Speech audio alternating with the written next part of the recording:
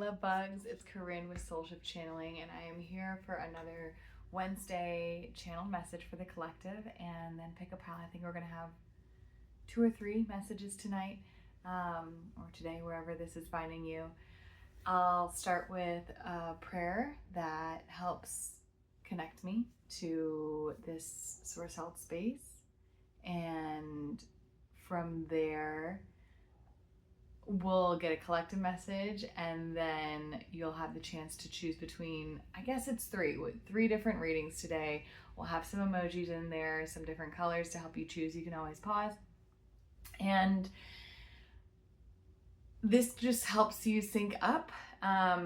If you're not finding resonance, then that's okay. Try again a different day, but yeah, it's an opportunity to kind of step into your intuition, to step into your wisdom and guidance, and to find the confirmation that your soul's been searching for in different ways. That way you can release extra burdens and worries, and you can live your life in a much more easeful, soul-aligned, centered way. My whole goal is to help people find their individual sovereignty so they're able to step into their purpose and path more clearly, fully, confidently, communicate that with others, be recognized and valued for your gifts, the whole 9 yards. So that is why I'm here. I'm here offering these readings to kind of build my audience and get to know more people and allow more people to know me, so that way I can really do the work I love to do, which is diving deep one-on-one with people to really bring their gifts and their language and their cognizance, their mind awareness to their value in the world and to help you feel more confident in owning it. So all that aside, what I'll do is have the collective message. We'll have the ability to tune into multiple messages, and then another collective message at the end. So I'm going to go ahead and jump in, start with this blessing and prayer that helps connect me, and we'll go from there. Thanks for being here. My center with your center, our center with all centers, our center as the one center. And the realm of masters, teachers, and loved ones of Soulshift's collective, and match our hearts and minds with theirs. Let's back that up. We're going to start again. Okay, my center with your center, our center with all centers, our center is the one center. Out of the realm of masters, teachers, and loved ones of the collective, and match our hearts and minds with theirs. Let us find, through joy and wisdom, the ability to open the universe and ourselves to greater possibility and deeper love. Eternal Source, fill our hearts with clarity and sacred power, and show us the collective's place of balance. Hear us now as we become one with the whole. When we are complete, release us in love and admiration, keeping our energy raised. The records are open. Okay, thanks for bearing with me. I was recognizing that our pool was too small. We needed to go larger. The first thing I saw is like all these gold coins coming in. And this is about the passage of many. When we all work together and contribute our fare, so to speak, it helps fund much more than what we could do individually. So like people who ride the bus, a bus is an expensive piece of equipment. It's an expensive transport device. And no one person is paying for all of it, but it's really the collection of the masses that make up a sort of energetic exchange. And it's beautiful because it's a mutual relationship. It's so uplifting and so lovely to not have to have a vehicle or have a car, or to find a place to park it, or to take care of it in so many different ways. Sometimes your transportation, you don't need to pay so much mind and attention to, and it's so much more valuable to just be able to like hop on a bus, right? And it's there when you need it. You don't, it's doesn't have all the storage that you probably have in a car, but it's pretty reliable, and if it breaks down, there's another one always coming. So that feels really clear of this concept of, if this one breaks down, there's another one right behind it, and not to worry too much, because you will get from A to B. Your transport is assured, and it's nothing I'm hearing to write home about, but it's like when people would write in letters, you you only hit the big notes. You don't always hit the tiny things, especially the tiny irksome things. So whatever in your life right now is like the bus is breaking down or it's running late or something like that. I know it feels really large now. It feels like a whole world of stuff going on, but it's going to end up being nothing to write home about. It's only going to be like a little blip on the radar. So just an antidote of resting your nervous system and taking, it feels almost like a tincture or like thick honey golden syrup that just kind of calms the nerves, soothes the body and soothes the soul. So just kind of almost like I can't remember if it's like Eucerin or there's like it must be Gold Bond or something like that, but there's like a lotion commercial and they have this like golden teardrop shape and it just like soothes the skin. And it just feels like this balm for your soul right now. Okay, my dears, we're going to tune into group 1, group 2, or group 3. Group 1 is going to have a little pine tree emoji. And I'm seeing like skiing the slopes. Skiing. Group 2 is definitely like sunshine beach. What is it? Not pelican, flamingo energy. And I'm seeing like someone in an inner tube just like kind of basking in the sun. And then they have a fan with them, which I think is kind of unusual. But like, one of those, it feels like one of those fans that fans open, not one that's fixed open. And group 3,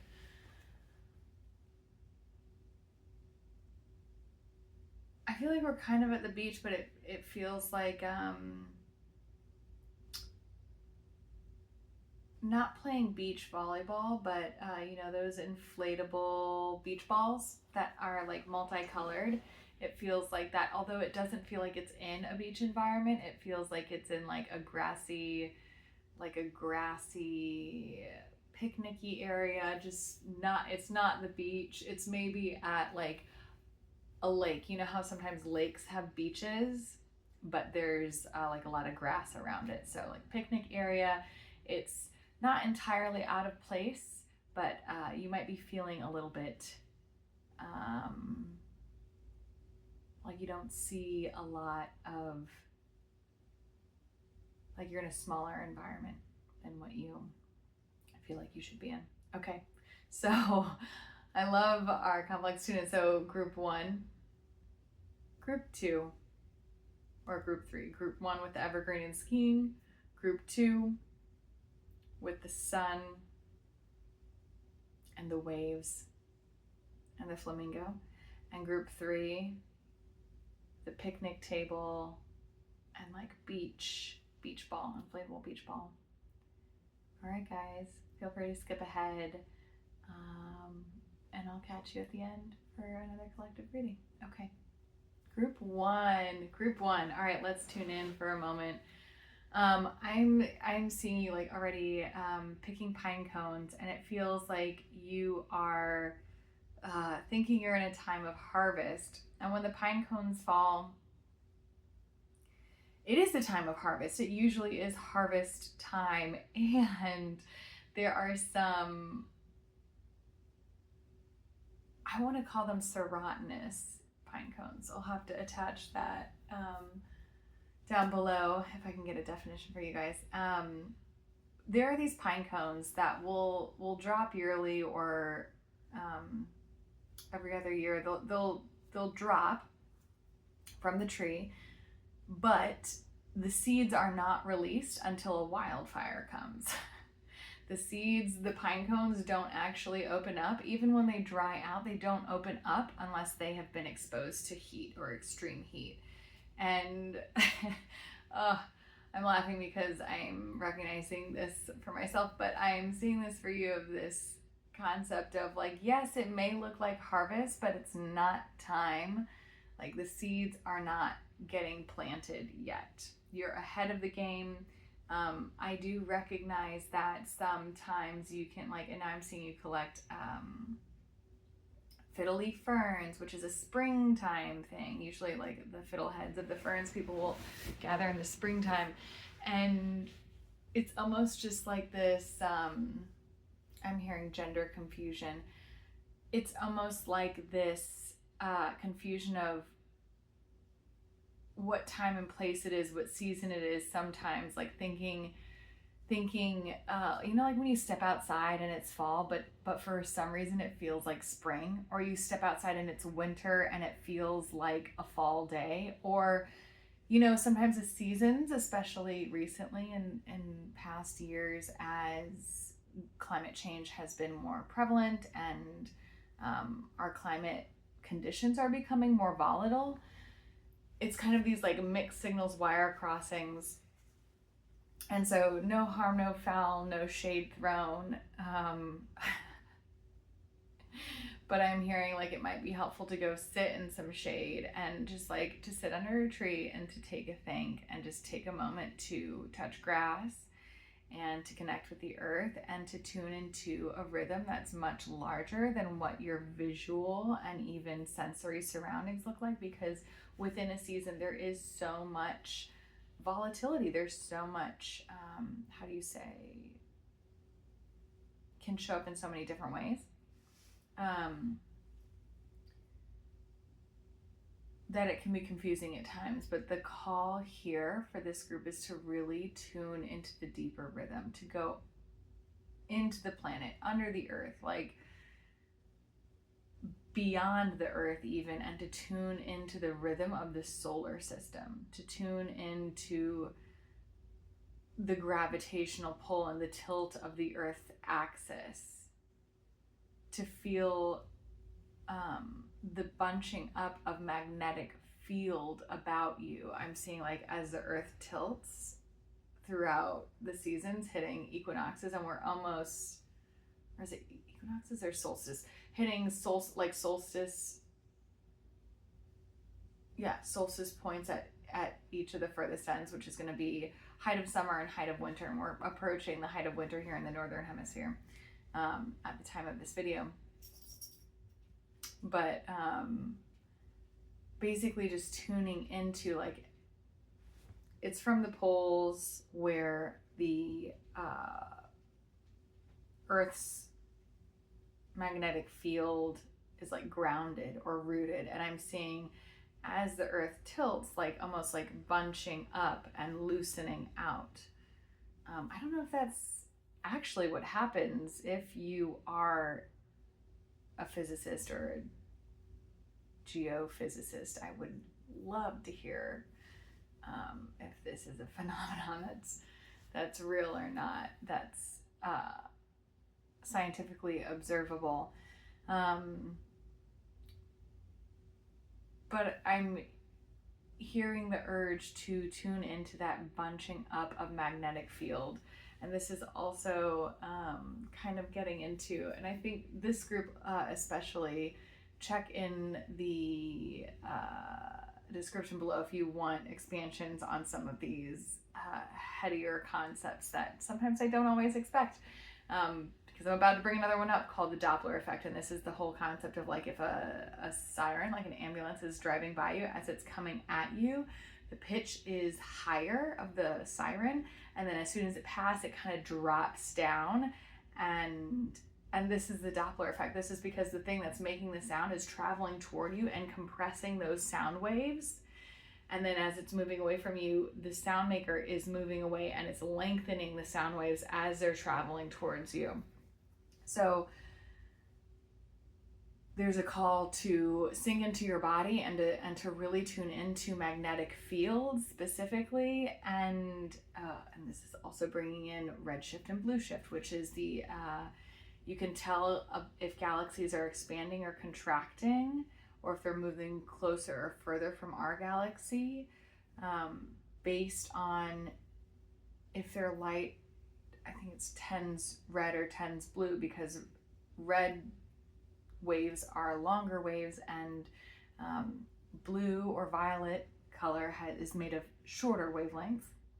And it's the same thing of the Doppler effect, where the longer wavelengths indicate that it's moving further from you, it's expanding.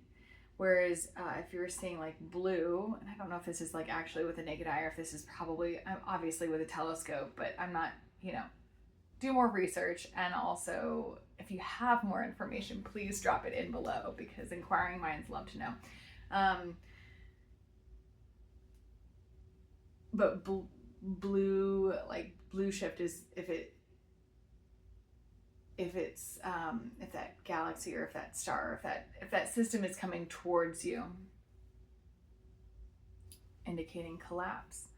And so this is kind of feeling when you come into contact with different people, and you can even do this with opportunities, mostly rooted in physicality, so less conceptual and more physical. Like if you're thinking of an opportunity, if it's a new job, like the location of the new job, as opposed to the concept of a new job that is not always rooted in the physical world. But to kind of tune into magnetic fields and to feel that I'm hearing to feel the compression. And if it's more like red shift or blue shift, if it's on the front part of that Doppler sound or on the back part, where is it moving towards you or is it moving away from you? And even if, and recognizing when that shifts, like the siren coming towards you is going to come towards you and then it'll move away. But to really align and orient your energetic input appropriately. Meaning if you've got someone moving towards you, I don't think you're going to have to put as much energy into the connection. If you have someone moving away from you, you're going to have to save up a lot more energy and throw it further, and it's going to take more energy to maintain that connection. When it comes to opportunities and not people, it feels like a feeling in your body of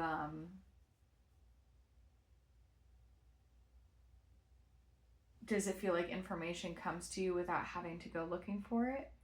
Or do you feel like you really have to go searching for information in order to get it? This is not to say what you should do or not do. It just is to draw your attention to the energetic investment that it's going to take to sustain and hold a certain kind of relationship. Okay, my loves. Nothing more here today. Let me know how you're doing. Best of luck. I will say the last thing I hear, perceive is what goes around comes around.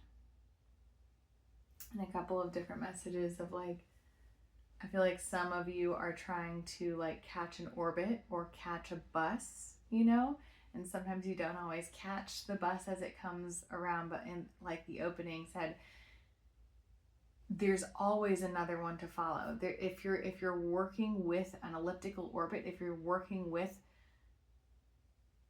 a predictable, consistent connection, collaboration, which is what you should be working with in this case and scenario. You're not working with an asteroid, you're not working with a shooting star, you're not working with something that's just like a ship passing in the night that's never going to come around again. I recognize that you're looking to build habitual growth, progress, and process, and sometimes you just gotta wait for the next bus, right? Wait for the next rotation. You just have to wait for the next orbit to come by. All the love. I am rooting for you and wishing you all the best in that time. I know what that feels like. And yeah, I hope it's what you want to hear. And I say that because I have a feeling that it's perhaps not, but I hope that we get to the place where it does become that relaxing balm, that soothing tincture to just reset, reclaim, and revise the way you move forward in the world. All right, y'all, keep me posted. Group two. All right, group two. All right, we didn't use the emoji information that much in the first group, but I'm seeing some of that imagery come into your group. So the first thing I see is like skiing or slaloming, like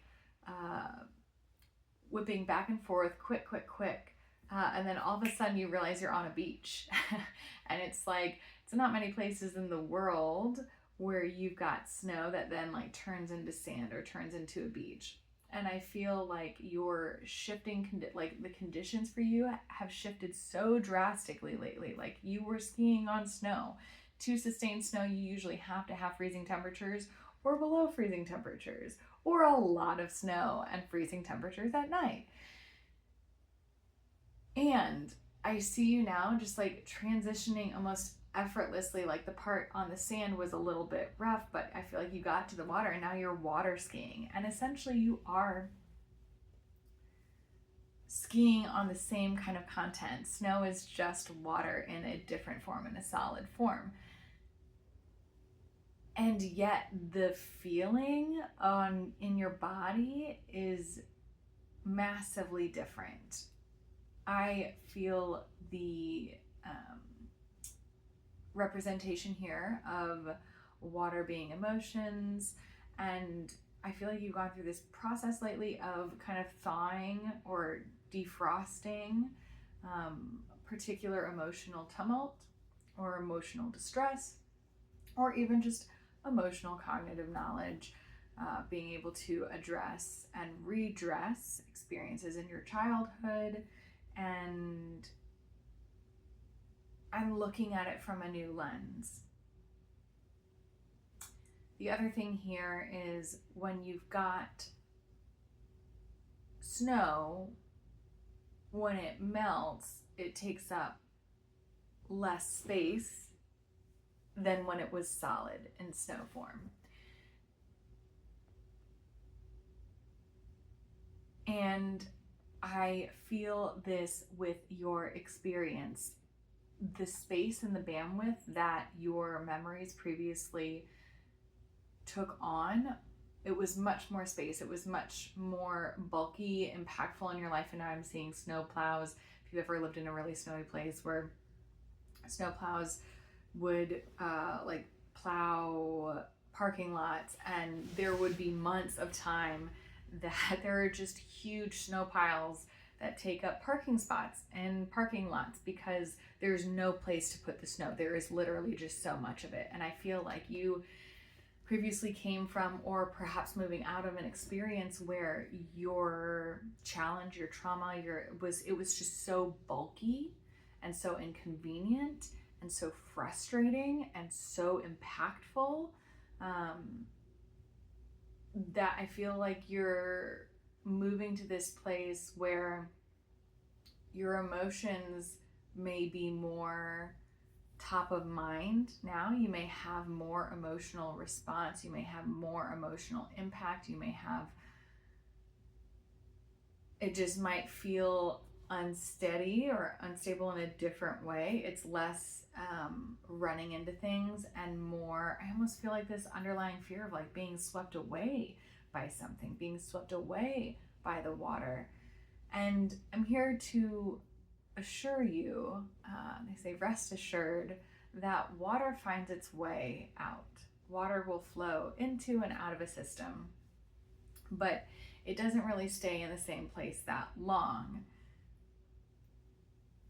And I'm hearing like, as long as there's topographical integration, as long as you are integrating the information that came to you about your childhood challenge or about your past patternings or what happened in that relationship, you know,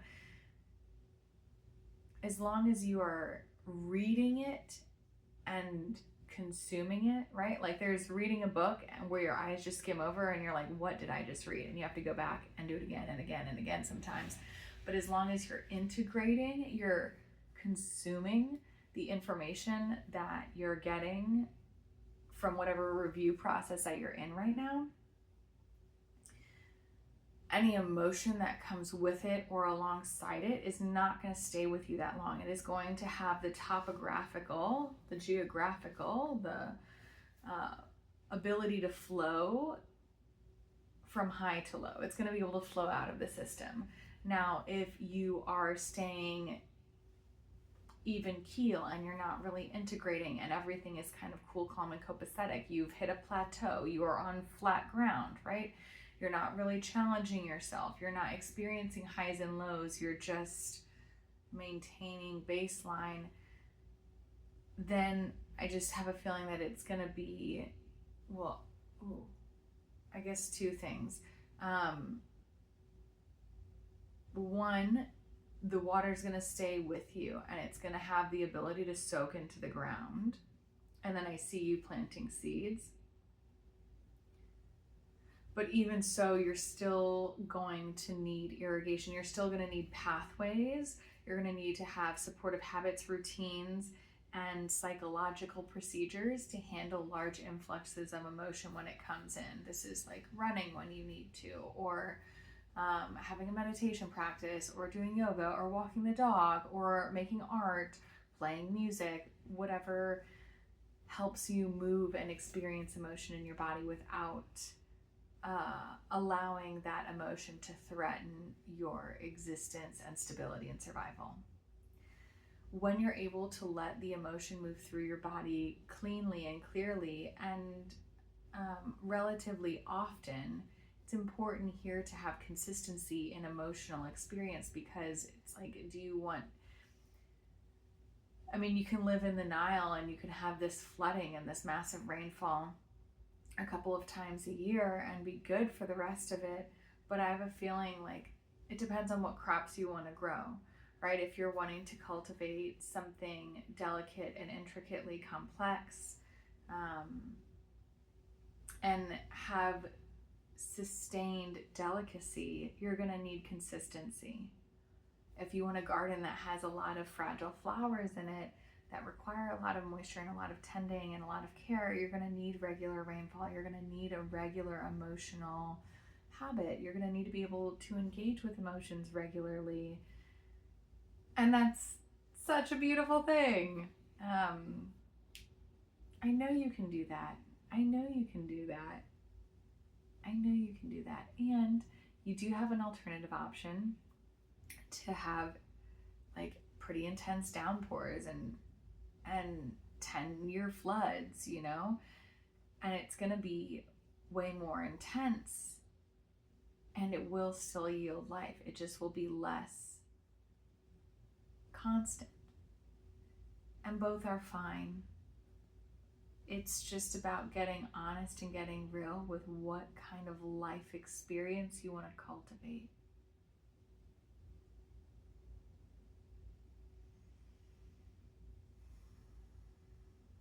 And the next thing I see is a teeter-totter and just like, how do I decide? How do I decide? How do I decide? And guess what? You get to live different seasons in different places, and you get to have different relationships that have different emotional experiences. You can have some pretty consistent, stable relationships in your life, and you can also have some that are more like emotional downpours, you know, and both are beautiful and both are okay and both are yours to have if you want them. All right, group 2, thank you for joining. I appreciate your presence, and I'll see you next week. Okay.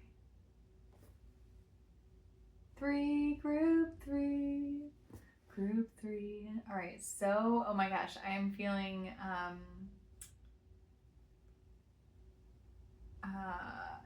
in the sound of music, like singing. There's a lot of singing in the sound of music. There's a montage where Fraulein takes the kids out, and there's a group of 7 kids, and it's when they learn how to sing doe, a deer, a female deer, right, a drop of golden sun, and they've got a ball and they're passing it to each other, and it's just this concept of like group singing, but group play singing. And I love this. I love this for you. And I'm seeing like a sweet bean at the side who is not sure. And in the movie, Gretel's the youngest. And it's almost like, where do we include her? Where does she fall? Where does she fall in? Sometimes the youngest has a hard time keeping up and needs some additional support. And whether that's you or whether you have the ability to reach out to someone, it feels so important here to do so without shame, to participate without feeling shame, to reach out to someone without shaming them. Because developmentally, there are so many different arenas to be in and to be a part of. And while some of us are really well developed in some, we're quite underdeveloped in others. And in the interest of helping each other out, reaching out a helping hand and being able to take a helping hand earnestly and confidently is the way that we build support and that we network with each other. It's such a valuable thing to do. All right, group 3, let's see, what else do we feel for you guys? The next thing I see is like below that grass, it's like the roots of the grass, like I feel the earthworms. And I have a feeling that it might be under the surface, like under the cognitive surface right now, but there's a lot of like, I feel like you have a lot of helpers, or I even feel like your body, like the cells in your body are really breaking down some not difficult things, some complex things right now. Like the earthworms are doing their job. The earthworms are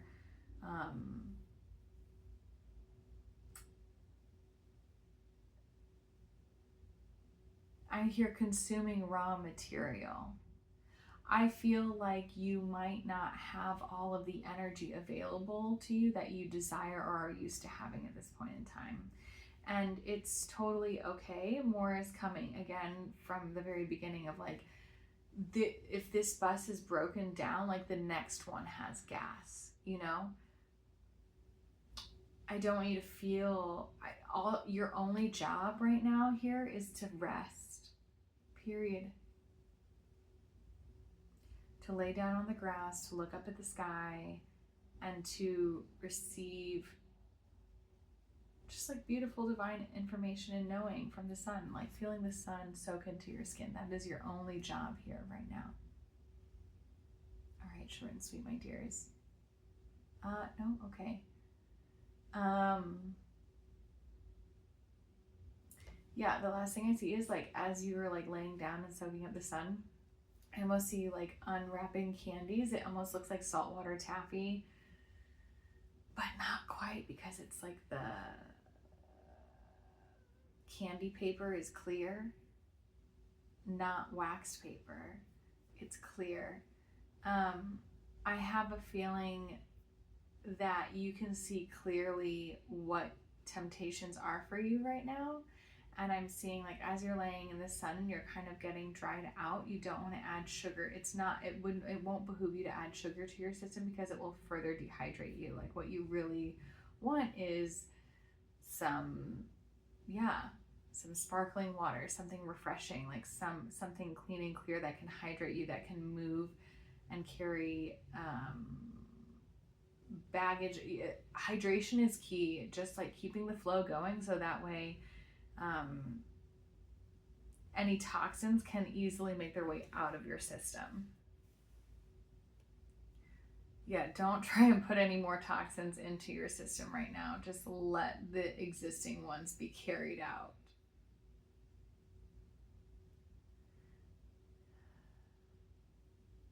And I'm hearing just like, and listen to the music. And let the music guide you, let the rhythm teach you, and let it just hold you steady until things are clear and ready to go again. Sometimes the littlest one just needs a nap. and needs a rest and needs a break, because so much is happening, so much is being built, so much is being built underneath the surface. And this is the thing with the earthworms, like we see them as decomposers, as unbuilders, but really what they're doing is preparing space for building. They're like building blocks are being created. All right, my dears. So let those building blocks be created so you can enjoy building with them. All right, my loves, I need to go ahead and close up this connection. In love and light, I thank our masters, teachers, and loved ones for their information and guidance. Amen, amen, amen. The records are closed. The last thing I'm seeing are these big red bows, 3 of them. And it's very clear that they're separate. Do you know how sometimes in political rallies way back in the day, you'd see bows and they would have their tails connected to each other? These ones don't. It's important to take these readings individually and to not let more than one speak for an area of your life, to let them speak to different areas of your life if you're listening to more than one. And still to recognize that while these 3 bows are not connected, they came from the same roll of ribbon. We can hold multiple experiences in our bodies and still have defined chapters of our lives. All right, y'all. Thank you for joining. It has been a pleasure, and I'll see you next week.